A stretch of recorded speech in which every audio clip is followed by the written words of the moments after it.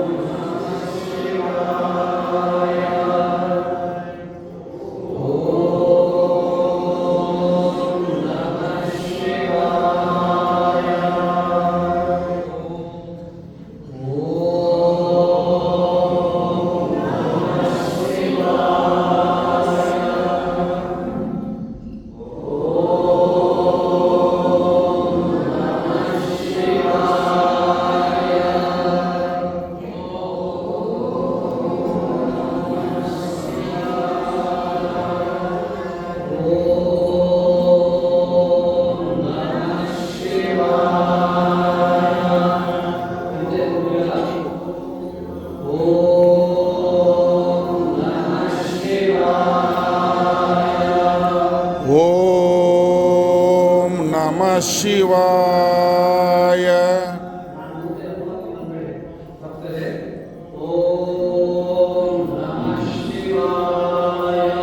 ಓಂ ನಮಃ ಶಿವಾಯ.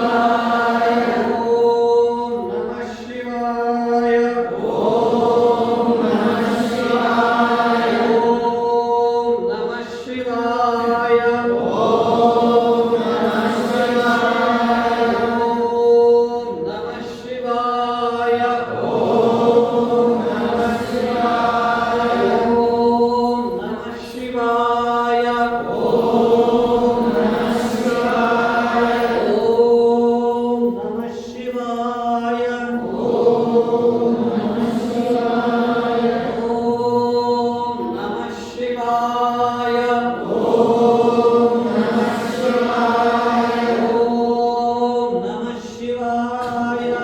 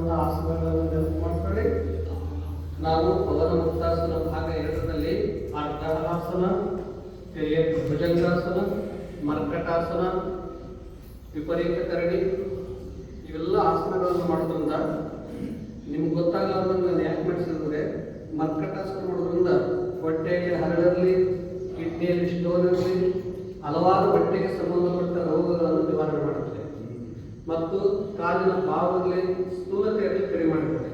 ಅದಕ್ಕಾಗಿ ನಿಮಗೆ ಸ್ವಲ್ಪ ಬೇರೆ ರೀತಿಯಾಗಿ ನಿಮ್ಗೆ ಕಷ್ಟ ಅನ್ನೋದು ನನಗೆ ಗೊತ್ತಾಯ್ತು.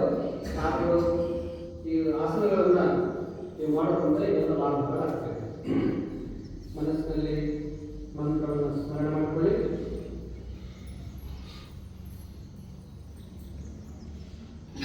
ಬ್ರಾಹ್ಮಿ ಮುಹೂರ್ತದಲ್ಲಿ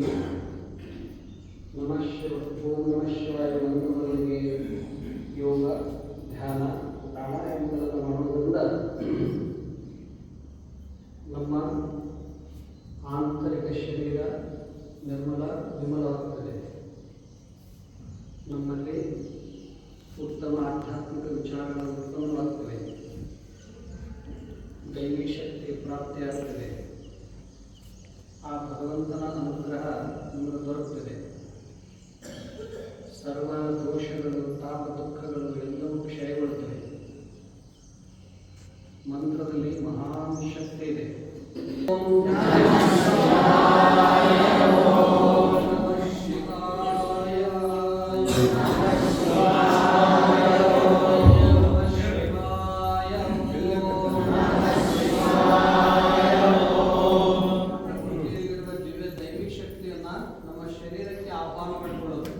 ಯಾವಾಗಲೂ ನಾವು ಈ ಪ್ರಕೃತಿಯಲ್ಲಿರುವಂತಹ ಅನೇಕ ಜ್ಞಾನಾತ್ಮಕ ವಿಚಾರಗಳನ್ನು ನಮ್ಮ ಮಸ್ತಿಷ್ಕದಿಂದ ಶರೀರದೊಳಗೆ ಪ್ರವೇಶಿಸಲಿ ಅಂತ ನಾವು ಸದ್ಭಾವದಿಂದ ನಾವು ಆಹ್ವಾನ ಮಾಡಿಕೊಳ್ಳೋದು.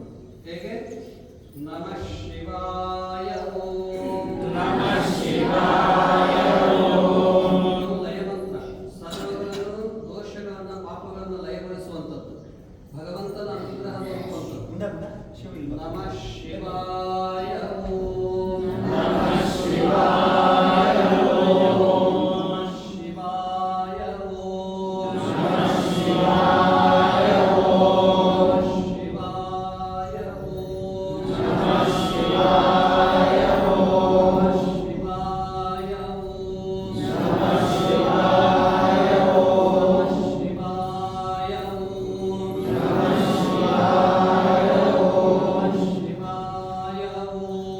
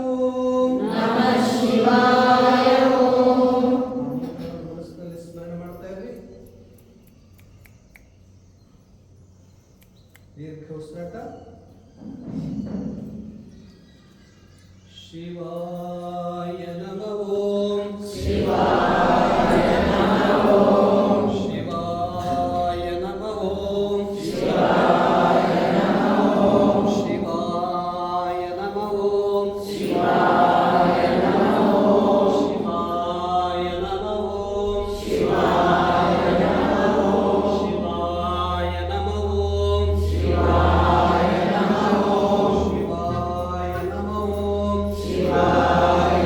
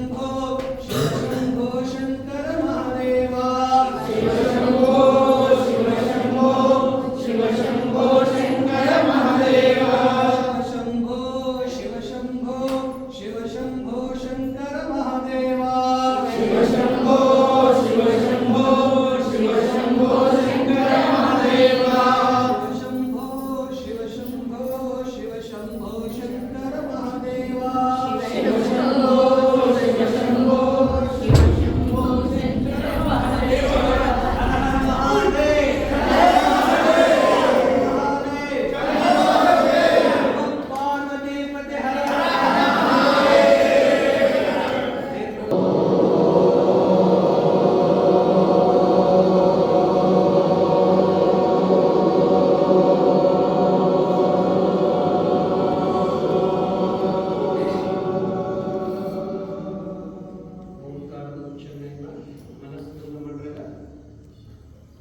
ಸ್ಥೂಲ ರೂಪವಾಗಿ ಒಂದು ಓಂಕಾರದ ಧ್ಯಾನ ಸಾಧನವಾದರೆ ಸೂಕ್ಷ್ಮ ಕಾರಣ ರೂಪದಲ್ಲಿ ಆಂತರಿಕವಾಗಿ ಮಾಡುವಂಥದ್ದು. ಇವೆಲ್ಲವೂ ಕ್ರಿಯೆಗಳು, ಕ್ರಿಯೇಟಿವ್ಗಳು, ಉಸಿರಾಟ. ಓಂ ನಮಃ ಶಿವಾಯ.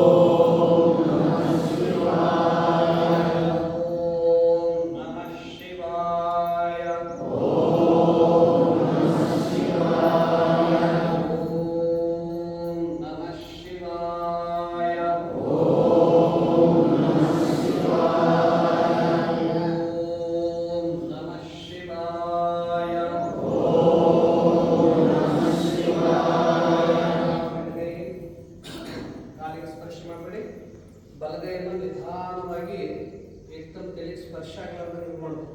ಇದರಿಂದ ಒಂದು ಶಕ್ತಿ ನಿರ್ಮಾಣ ಆಗ್ತದೆ. ಕೈ ಬೆರಳಾಗಲಿಲ್ಲ, ಎಡಗೈ ಕೆಳಗೆ ಬಲಗೈ ಮೇಲೆ. ಓಂ ನಮಃ ಶಿವಾಯ. ಓಂ ನಮಃ ಶಿವಾಯ. ಓಂ ನಮಃ ಶಿವಾಯ. ಓಂ ನಮಃ ಶಿವಾಯ. ಓಂ ನಮಃ ಶಿವಾಯ. ಓಂ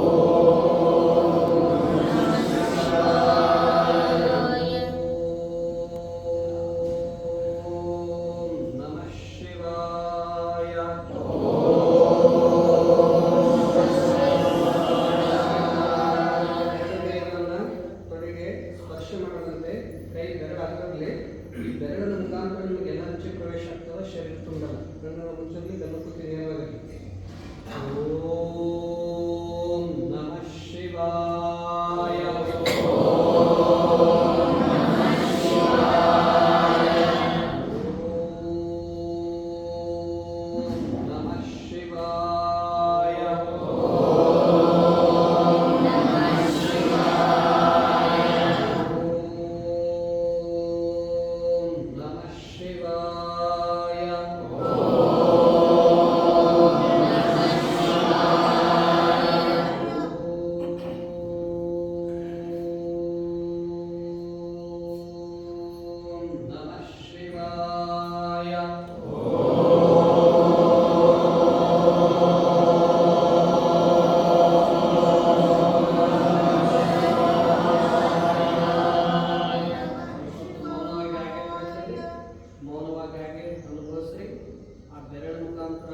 ಶರೀರದ ತುಂಬೆಲ್ಲ ಎನರ್ಜಿ ಪಡ್ಕೊಳ್ಳಿ.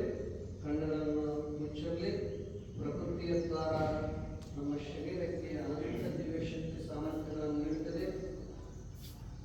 ನಮ್ಮ ಶರೀರ ನಿರೋಗಿಕಾಯವಾಗುತ್ತದೆ. ನಮ್ಮ ಶರೀರ ಹೂವಿನಷ್ಟು ಹಗುರವಾಗುತ್ತದೆ.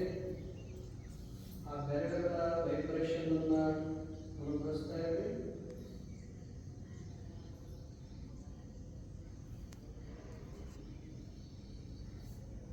ಗೊತ್ತಿಲ್ಲದೇ ನಮಗೆ ಪ್ರಕೃತಿ ಅನೇಕ ಸಾಮರ್ಥ್ಯಗಳನ್ನು, ದೈವಿಕ ಗುಣಗಳನ್ನು, ಅಲೌಕಿಕ ವಿದ್ಯೆಗಳನ್ನು ಅನುಭವಿಸುವ ದಿವ್ಯ ಮಾತೆಯ ಗುರುವಾಗಿದೆ. ನಿಧಾನವಾಗಿ ಒಂದು ಎಡಗೈ ಎದೆಬೇಕ್ರಿ, ಬಲಗೈ ಮೇಲೆತ್ತಿ. ಓಂ ನಮಃ ಶಿವಾಯ.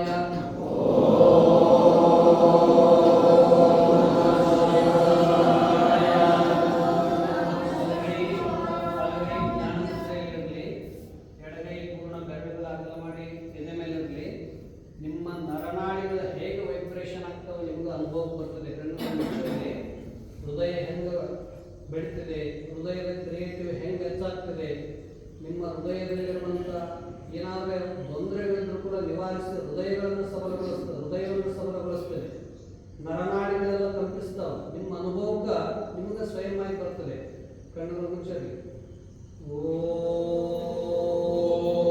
ನಮಃ ಶಿವಾಯ.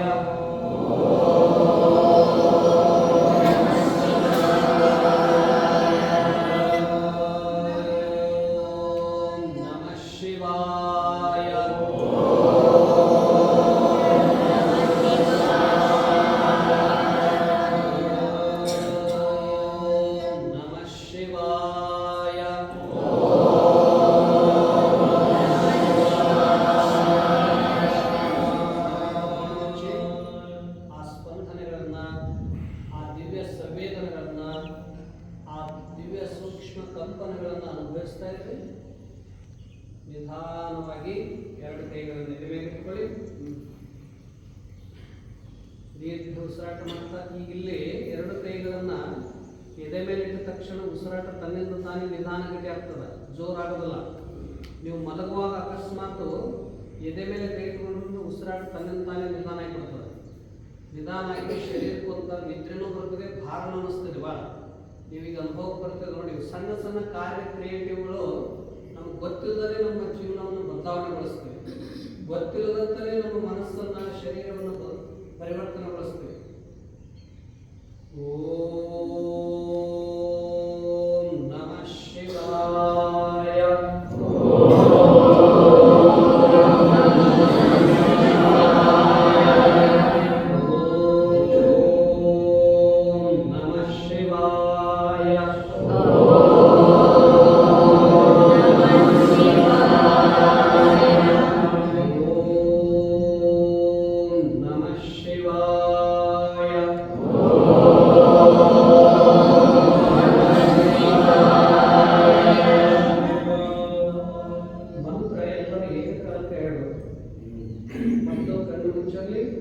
ಈಗ ಉಸಿರಾಟ ಪದ್ಧತಿಯನ್ನು ನೋಡ್ತಾ ಇದ್ರಿ. ನಿಮ್ಮ ಶರೀರಕ್ಕೆ ಭಾರ ಅನಿಸ್ತದೋ ಹಗುರ ಅನಿಸ್ತದೋ ನಿಮ್ಗೆ ಅನುಭವ ಬರ್ತದೆ. ನಿಧಾನವಾಗಿ ಕಂಠದ ನನ್ನ ಕಡೆ ನೋಡ್ತಾ ಇದ್ರಿ.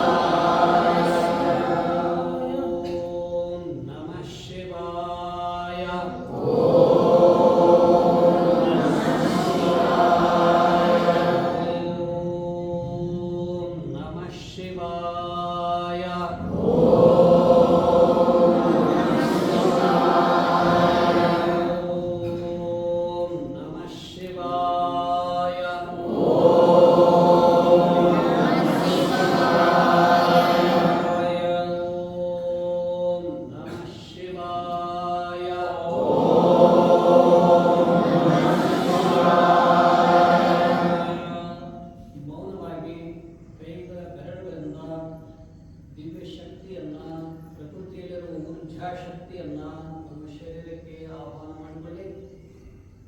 ನಮ್ಮ ಶರೀರದಲ್ಲಿ ವಜ್ರದ ಬಲ, ನಿರೋಗ ಕಾಯ, ಶರೀರದಲ್ಲಿ ಸುಂದರತ, ಆಧ್ಯಾತ್ಮಿಕ ದಿವ್ಯ ತೇಜಸ್ಸು, ದಯಾ ಕರುಣಾ ಗುಣಗಳ ಭಗವಂತನನ್ನು ಅನುಗ್ರಹಿಸಲಿ ಅನ್ನುವ ಪ್ರಾರ್ಥನೆಯಾಗಿದೆ. ನಿಧಾನ ಕೈಗಳು ಕೇಳ್ಕೊಳ್ಳಿ. ಓಂ ನಮಃ ಶಿವಾಯ.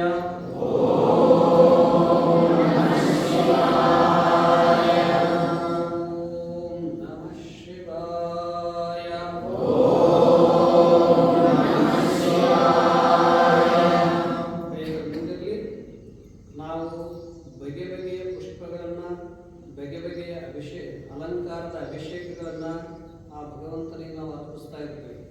ಇದು ಮಾನಸ ಪೂಜೆ, ಇದು ಭಾವನಾತ್ಮಕ ಪೂಜೆ.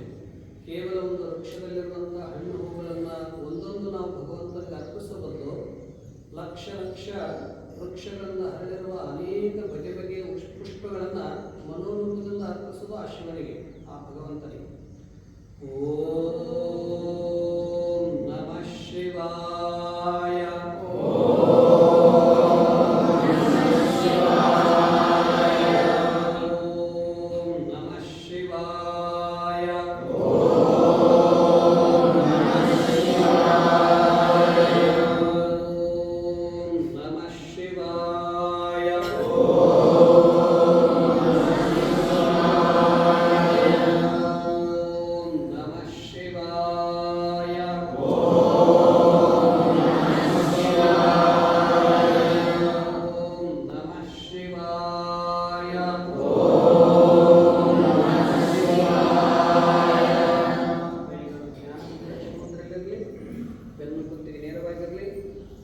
ಭಗವಂತನಿಗೆ ತನು ಮನ ಧನ ಇಲ್ಲಿರುವ ಸಕಲ ಸಂಪತ್ತು ಎಲ್ಲವೂ ಆ ಭಗವಂತನಿಗೆ ಅಂತ ಭಾವಿಸಿಕೊಳ್ಳಿ.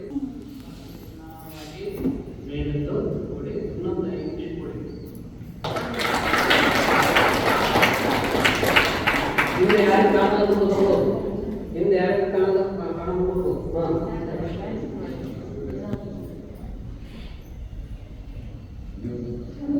ಇದು ಗಂಧರಾಸ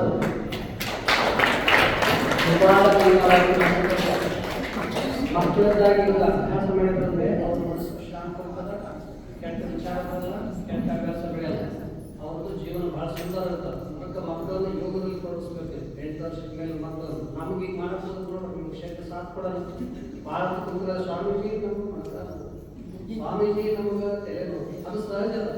ಮಕ್ಕಳಿಗೆ ಏನಾಗುತ್ತೆ ನಾವು ಇದು ಏಕಪಾದಶರಾಸ.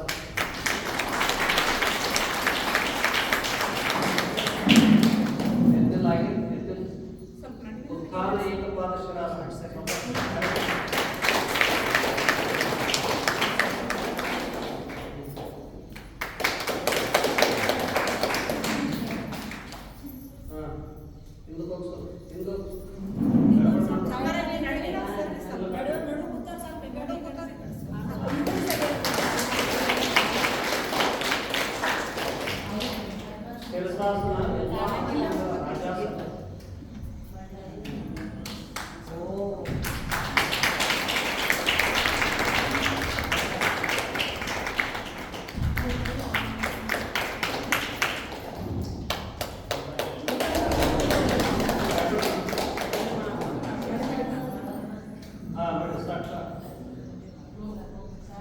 ಈಗ ಸಣ್ಣ ಬಾಲಕಿರ್ತಾರೆ, ಭಾಳ ಚೆನ್ನಾಗಿ ಬಿಡುತ್ತೆ.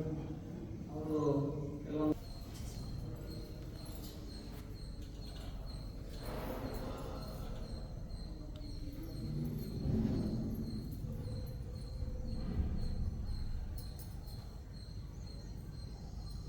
ತ್ರಿಕೋಣಾಸನ.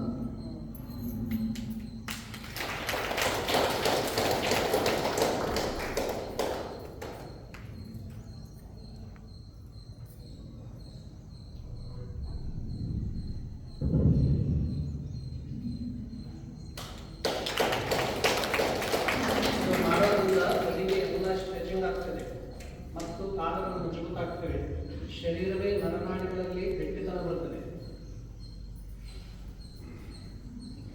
ವೃಕ್ಷಾಸನ. ವೃಕ್ಷದ ಸ್ಥಳಗಳು ಮನಸ್ಸು ಏಕಾಗ್ರವಾಗ್ತದೆ.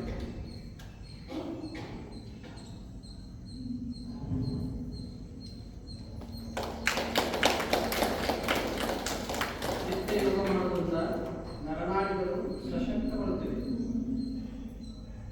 ಸುತ್ತ ವಜ್ರಾಸನ ಎದೆ ಭಾಗ ವಿಸ್ತಾರ ಮಾಡುತ್ತದೆ, ಕೈಕಾಲುಗಳನ್ನು ಮಜಬೂತ ಮಾಡುತ್ತದೆ, ಸ್ಲಿಪ್ ಡಿಸ್ಕ್ ಸರಿಗೊಳಿಸುತ್ತದೆ.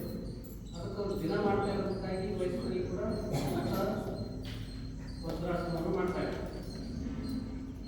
ಪದ್ಮಾಸನ ಇದು ಧ್ಯಾನಕ್ಕೆ ಉತ್ತಮವಾಗಿರುವಂಥದ್ದು. ಮೊಣಕಾಲವನ್ನು ನಿವಾರಣೆ ಮಾಡುತ್ತದೆ, ಮನಸ್ಸನ್ನು ಏಕಾಗ್ರಗೊಳಿಸುತ್ತದೆ ಮತ್ತು ಧ್ಯಾನಕ್ಕೆ ಪದ್ಮಾಸನ, ಸಿದ್ಧಾಸನ, ಸುಖಾಸನ, ವೀರಾಸನ 4 ಪ್ರಧಾನ. ಇದು ಬದ್ಧ ಪದ್ಮಾಸನ.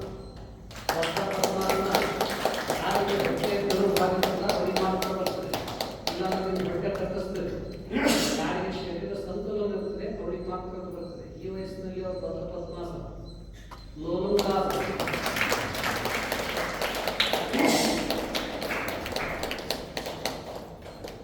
ಜೋಕಾಲಿ ತೋರಿನಲ್ಲಿ ಹೋಗ್ಬೋದು.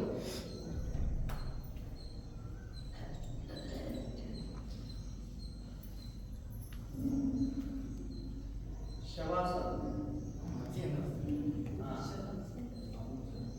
ಪದ್ಮ ಸರ್ವಾಂಗಾಸನ. ಇದು ಸರ್ವಾಂಗಾಸನ. ಪದ್ಮಾಸನದಲ್ಲಿ ಮಾಡಬೇಕಾದ್ರೆ ಹಾಗೆ ಮಾಡ್ತಿದ್ದಾರೆ. ಇದನ್ನು ಮಾಡೋದ್ರಿಂದ ನಮ್ಮ ಕಾಲಿನ ನೋವು ಬಾವುಗಳೆಲ್ಲ ನಿವಾರಣೆ ಮಾಡ್ತದೆ. ತಲೆಗೆ ರಕ್ತದ ಸಂಚಾರ ಆಗ್ತದೆ, ರಕ್ತ ಶುದ್ಧಿ ಆಗ್ತದೆ, ಹೃದಯ ಮಜಬೂತ ಆಗ್ತದೆ, ಶರೀರ ಸಂತುಲನವಾಗಿರ್ತದೆ. ಇವಾಗ ಬೆನ್ನೋವು ಇದ್ದವರು ಮಾಡಬಾರ್ದು, ಮುಂದುವಾಗಿ ಮಾಡಬಹುದು. ಬೆನ್ನೋವು ಇದ್ದವರು ಮುಂದುವಾಗಬಾರ್ದು. ಶಿರಸಾಸನ, ಅರ್ಧಮತ್ಸ್ಯೇಂದ್ರಾಸನ. ಇದನ್ನು ಮಾಡೋದ್ರಿಂದ ಮಧುಮೇಹ ನಿವಾರಣೆ ಆಗ್ತದೆ. ಹೊಟ್ಟೆ ಒಳಗೆ ಚೆನ್ನಾಗಿ ಕೆಲಸ ಮಾಡೋದು ಶುರು ಮಾಡ್ತದೆ. ನಿತ್ಯದಲ್ಲಿ ಇವುಗಳನ್ನು ಮಾಡೋದ್ರಿಂದ ಏನು ಊಟ ಮಾಡಿದ್ರು ಭಸ್ಮ ಆಗ್ತದೆ, ಅಲ್ಲಿ ಜಮಾ ಆಗಲ್ಲ. ಶಿರಸಾಸನ ಮಾಡ್ತಾರೆ. ಎಲ್ಲ ಆಸನಗಳಲ್ಲಿ ರಾಜಾಸನ, ಶಿರಸಾಸನ. ಶಿರಸಾಸನದಲ್ಲಿ ಅನೇಕ ಲಾಭಗಳಿವೆ. ಡೈರೆಕ್ಟ್ ದೋಷ ನಿವಾರಣೆ ಆಗ್ತದೆ. ಬ್ಲಡ್ ಪೂರ ರಕ್ತಕ್ಕೆ ಸಂಚಾರ ತೆರೆಗಾಗಿ ಸ್ಮರಣ ಶಕ್ತಿ ಹೆಚ್ಚಾಗ್ತದೆ, ಮುಖದಲ್ಲಿ ಸುಂದರತೆ ಹೆಚ್ಚಾಗ್ತದೆ ಮತ್ತು ಕಾಲಿನ ನೋವು ಕಡಿಮೆ ಆಗ್ತದೆ, ಶರೀರದ ಮೇಲೆ ನಿಯಂತ್ರಣ ಸಾಧಿಸಲಿಕ್ಕೆ ಸಾಧ್ಯ ಆಗ್ತದೆ ಮತ್ತು ಸಂಯಮನ ಪ್ರಾಪ್ತಿ ಆಗ್ತದೆ, ಮನಸ್ಸಿಗೆ ಶಾಂತಿ ಬರುತ್ತದೆ. ಇದು ಶಿರಸಾಸನ. ಎಲ್ಲ ಆಸನಗಳ ರಾಜಾಸನ ಶಿರಸಾಸನ. ಕುತ್ತಿಗೆ ನೋಡಿದವರು ಮಾಡಬಾರ್ದು ಮತ್ತು ಸುತ್ತಮುತ್ತ ಏನು ವಸ್ತು ಮಾಡಬಾರ್ದು.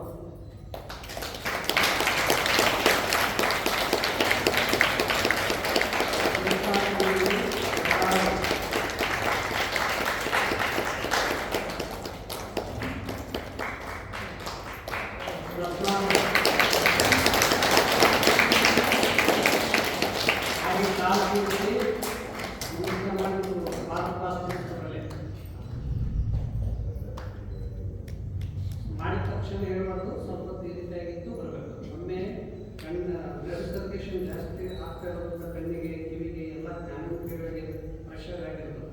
ಸ್ವಲ್ಪ ಆಯ್ತು ಅಂದರೆ ನಾರ್ಮಲ್ ಆಗ್ತದೆ. ಅದಕ್ಕಾಗಿ ವಿಶ್ರಾಂತಿ ತಗೊಂಡು ವಾಪಸ್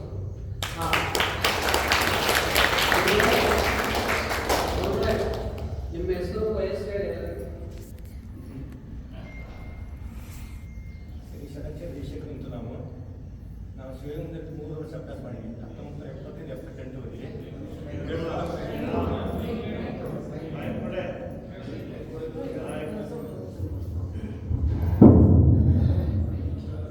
ಶ್ರೀ ಶರಕ್ಷೇರಿ ದೇಶಕ್ಕೆ ನಾವು 1975-78 ಸಮಾಜ ಸೇವಕರು, ಸಮಾಜ ಸಂಜೀವನೆಯಾಗಿರ್ತಕ್ಕಂಥ ಎಲ್ಲ ಕಾವಿ ಗುರುಸಂಕುಲಕ್ಕೆ ಮಹಾದೇವರಾಗಿರ್ತಕ್ಕಂಥವರು ಮಾತಾಡತಕ್ಕ ದೇವರನ್ನು ಕಳಿಸ್ತಕ್ಕಂಥ ಮಹಾಶಿವಗಳ ಪವಿತ್ರ ಸಾಲಿನಲ್ಲಿ 1975-78ರವರೆಗೆ ಶಿವಗಂಗೆಕೊಂಡು ಅಭ್ಯಾಸ ಮಾಡಿಕೊಂಡು ಅಲ್ಲಿಂದ ಜಗತ್ತೂರು ಕುಮಾರೇಶ್ವರ ಶಿವಲಿಂಗ ಸಂಘದ 3000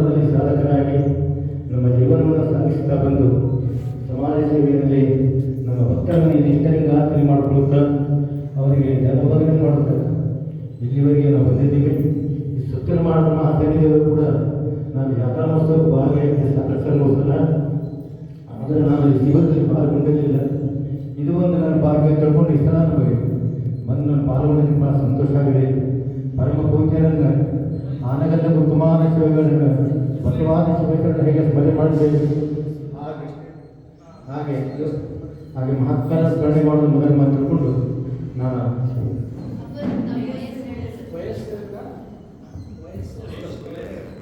ಷಡಕ್ಷರ ಶಿಕ್ಷಕರು 67 ವರ್ಷ. ಈಗ ಮತ್ತೆ ಈಗ ಇವರು ಹೊಟ್ಟೆ ಕಡಿಮೆ ಆಗ್ಬೇಕಂದ್ರೆ ಏನು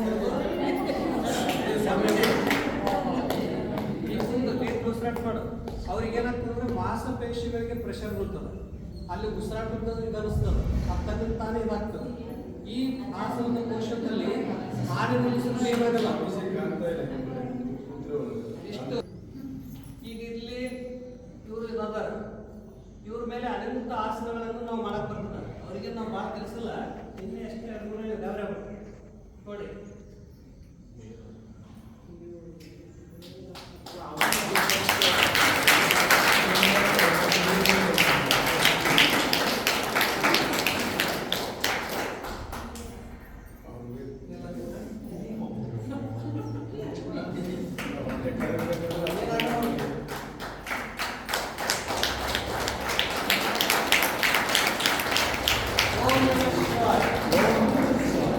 ಈಗ ಅನಂತ ಆಸನಗಳು ಒಬ್ಬರ ಮೇಲೆ ಒಬ್ಬರು ಮಾಡಕ್ ಬರ್ತದೆ. ಅವರಿಗೂ ಚಲೋ ಅವತ್ತು ಬಟ್ಟೆ ತಾನೇ ಕಡಿಮೆ ಆಗ್ತದೆ. ಭಾರತ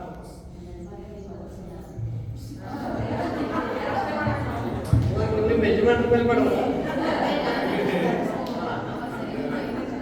ಈಗ ನಿಮ್ಮ ಕೈಗಳು ಸಬಲ ಹಾಕ್ಬೇಕಾದ್ರೆ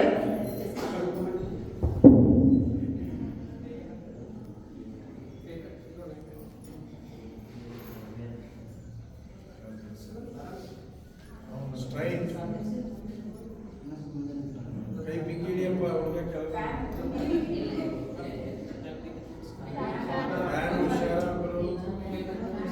ನೀವೆಲ್ಲರೂ ಸುಮ್ಮನೆ ಅವ್ರು ಮಾಡ್ತಾರೆ.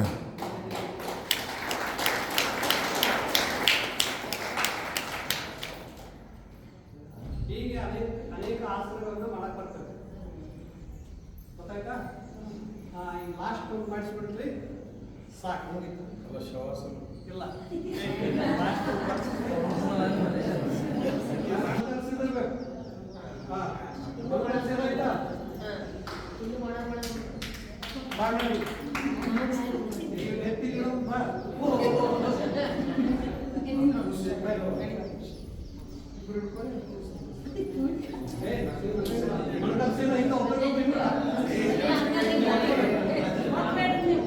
ನೀವು ಹೊತ್ಕೊಂಡು ಒಬ್ಬರಿಗೆ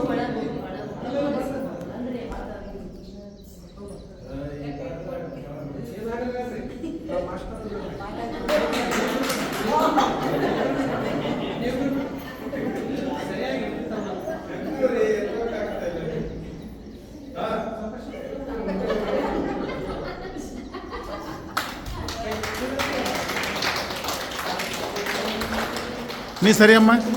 ಏ ಅಮ್ಮ,